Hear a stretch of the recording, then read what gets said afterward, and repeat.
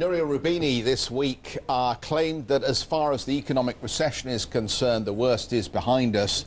I'm not sure if John Caslione will agree. He is the CEO of GCS Business Capital and author of Chaotix. Good to see you, John. Good morning, John. Would you beg to differ with Nouriel Roubini? Actually, I would agree with him that the worst of it is behind us. But what I also want to do is put in perspective in that the boom and bust cycle that we've known, basically been about 7 or 8 cycles. One was a double dip over the last 50 years, where we see the sine wave of the economic cycle. We believe that that cycle is over. That what we're going to start to see now going forward, because of a lot of the factors that are taking place in a very globalized economy now, is the fact that we're going to move from a sine wave to a more of a series of non-uniform W's, more like an ECG, a heart wave, if you will. And if you start to look at it, we really have already entered into this, what we call the Age of Turbulence already.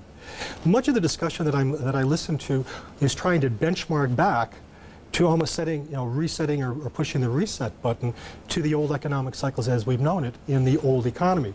A lot of the words that we used when we wrote the book more than 9 months ago, the new normality, we hear about the new normal now, we hear about early warning systems, we wrote about all of that. What we're saying is that we now really have to start to look at redefining what is a recession.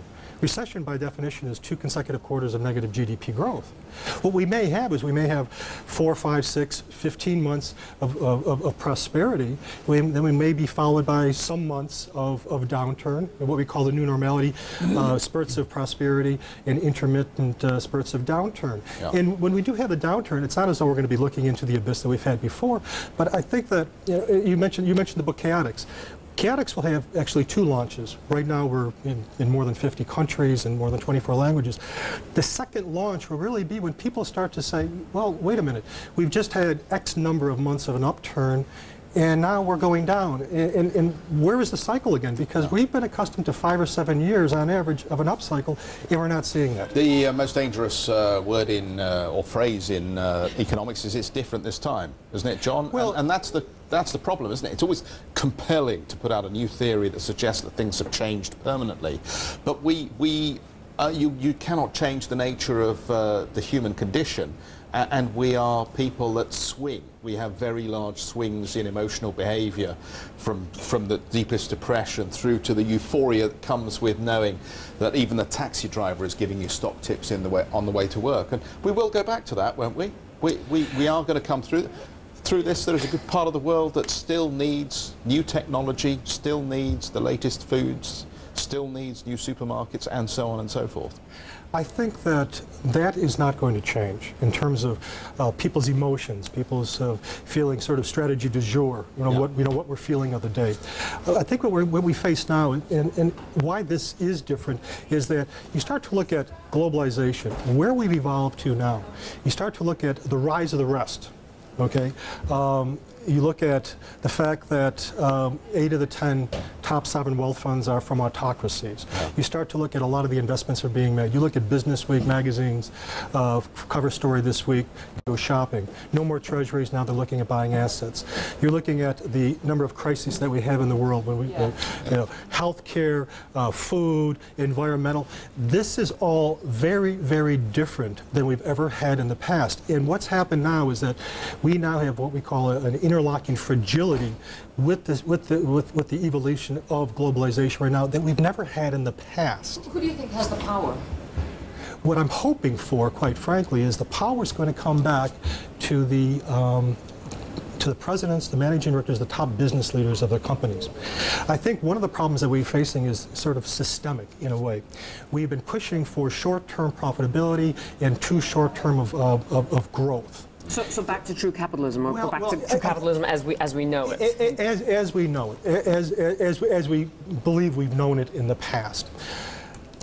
So right now what we have is a situation where we are all, I think many of us, are hoping that we can go back to what is substantially the old way, because that's our benchmark, that's our reality, that's been our reality for so long. But it's inescapable with the factors that are taking place, the turbulence that is going to continue, and it's going to be more heightened turbulence. The way that static unemployment, at least in my country, 4% has always been the norm. Now we're hovering a little under 10%, and they're saying we're going to probably break 10% and continue to maybe 9% to the end of 2009. In the new normality, we may have to readjust what is static unemployment.